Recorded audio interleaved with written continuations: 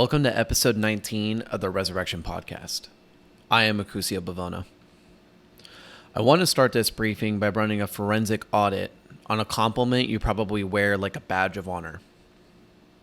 If someone looked at you tonight and called you a nice guy, how would you process that data? I'm guessing that 99% of the executives listening to this would take it as a profound validation of their character. You tell yourself, I'm a nice guy. I don't cause trouble in the boardroom. I keep the peace in my marriage. I'm accommodating. I'm an asset to my environment. But I'm here to tell you that being nice isn't a leadership metric. It's not a virtue.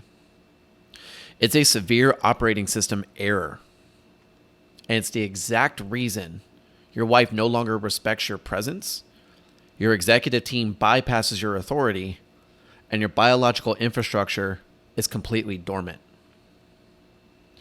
There is a massive structural difference between being a good man and being a nice man. A good man is formidable. He's highly capable, dangerous in his execution, and unwavering in his standard. He chooses to be kind from a position of absolute sovereignty. A nice man is harmless. He's accommodating because he has absolutely no other tactical option. He's terrified of conflict, so he smiles. If you're smiling in your boardroom or in your living room simply because you're afraid of the friction of a disagreement, you're not being a diplomat. You're operating from a state of total system lag. You are a passenger in your own life.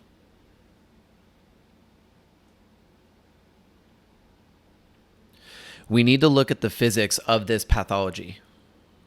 Why do high-earning, highly intelligent men default to this accommodating behavior?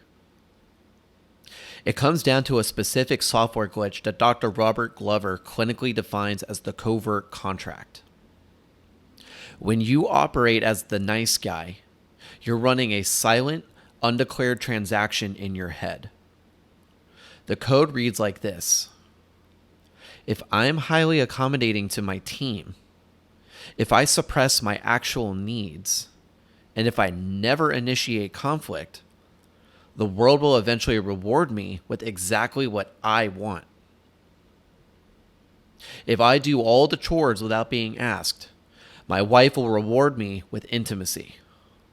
If I stay at the office until 9 p.m. and never demand the equity I deserve, the board will eventually recognize my sacrifice and hand me the promotion.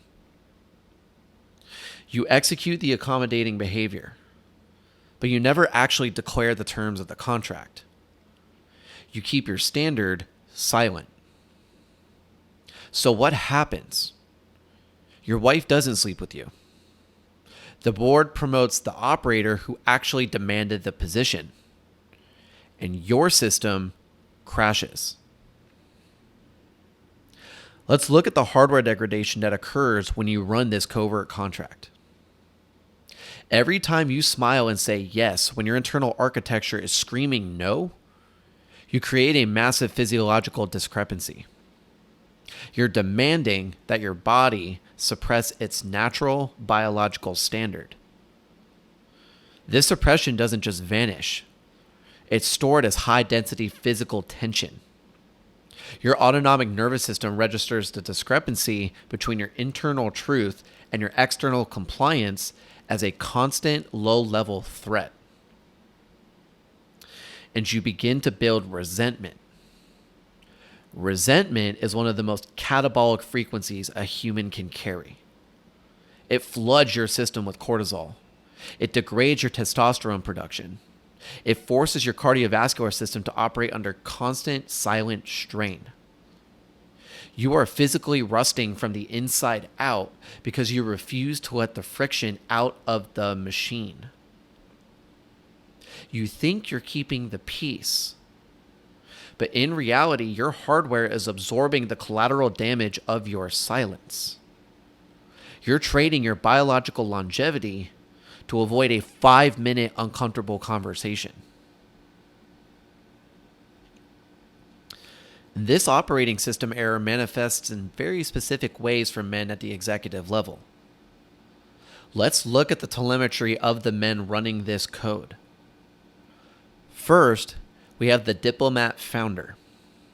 This is the man who built the company but refuses to truly lead it. He employs toxic top performers who actively undermine his culture, but he refuses to fire them because he wants to be liked. He bleeds his profit margins dry because he can't look a vendor in the eye and hold a hard line on pricing. He calls it building consensus. It's not consensus. It's a complete abdication of command. He sits at the head of the table, but the room knows he's entirely compromised. His team doesn't feel secure because they know their leader will fold the absolute second the market applies pressure. He's nice to everyone, which means he's loyal to no one, not even to his own vision.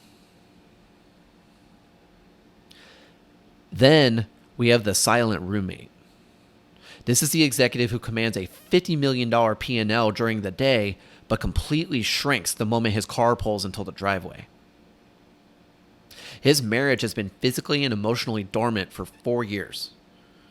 Instead of initiating a clinical, honest diagnostic of the relationship, he tries to nice his way back into his wife's bed. He tiptoes around the kitchen. He apologizes for existing. He suppresses his own desires, his own edge, and his own masculine presence, hoping she will eventually take pity on him. Let me give you the absolute truth about female biology. A woman cannot respect a man she can easily steamroll. And she is completely incapable of desiring a man she does not respect.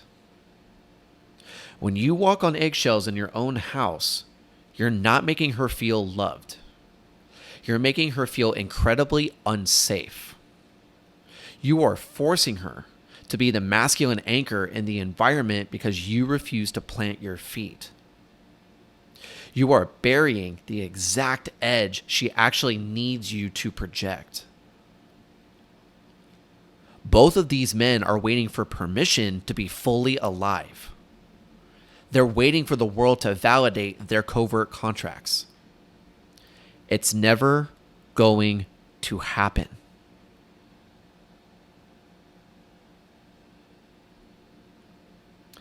Now let's look at the absolute certainty of the covert contract. Because you never declared the terms to your environment, the contract will inevitably default. Your executive team will not read your mind. Your wife will not magically decipher your suppressed needs. And when that contract defaults, your operating system generates a highly toxic byproduct: resentment. I need you to stop thinking of resentment as an emotion. Resentment is unprocessed, high-density data that you refuse to clear from your cache. Because you lack the edge to speak it, you push it down into your biological infrastructure, where it begins to actively degrade your hardware. When a high-performing man is running on pure resentment, he doesn't explode immediately. He experiences a silent system drain. He becomes passive-aggressive. This is the ultimate hallmark of the accommodating operator experiencing severe system lag. You don't have the composure to look your executive team in the eye and hold them to a standard. So you send a sarcastic email at 11:30. You don't have the edge to tell your wife that your intimacy is offline. So you give her the silent treatment for 3 days and disguise it as just being tired. You're not keeping the peace. You're running a covert war of attrition against the people who trust you. When you operate this way, you become entirely unpredictable. Your environment, your family, your employees never knows where they stand with you.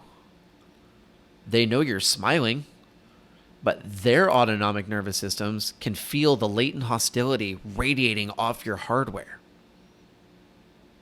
They don't feel secure around you. They feel like they're standing next to a delayed explosive. You must understand this data. The opposite of nice is not abusive. The opposite of nice is honest. An honest man is composed. He declares his standard. He doesn't require his environment to guess what his boundaries are. He doesn't wait for permission to claim his space.